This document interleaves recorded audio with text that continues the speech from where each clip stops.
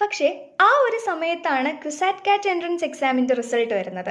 അന്ന് എനിക്ക് all India തലത്തിൽ 7ാം സ്ഥാനം ഉണ്ടായിരുന്നു. അപ്പോൾ പിന്നെ ഒന്നും ആലോചിച്ചില്ല, ഇനി അങ്ങോട്ട് റിപ്പീറ്റ് ചെയ്യാനുള്ള മനസ്സും ഇല്ല. അങ്ങനെ ഞാൻ നേരെ പോയി എഞ്ചിനീയറിങ്ങിന് ചേർന്നു. ഞാനാണെങ്കിൽ റിപ്പീറ്റ് ചെയ്ത ആൾ, ബയോളജി മാത്രം അറിയുന്ന ആൾ. അങ്ങനെയുള്ള ഒരാൾ കമ്പ്യൂട്ടർ സയൻസ് എഞ്ചിനീയറിംഗ് തുടക്കത്തിൽ എടുത്തു കഴിഞ്ഞാൽ, പ്രത്യേകിച്ച് കോഡിങ്ങിൻ്റെ ഒരു ബേസും അല്ലെങ്കിൽ ഒരു ABCDയും അറിയാത്ത ആ ഒരു സമയത്ത് കമ്പ്യൂട്ടർ സയൻസ് എഞ്ചിനീയറിംഗ് എടുത്തു കഴിഞ്ഞ് കഴിഞ്ഞാൽ എല്ലാവരും ഊഹിക്കുന്നത് പോലെ നല്ല പ്രശ്നങ്ങളായിരിക്കും ഉണ്ടാവുക.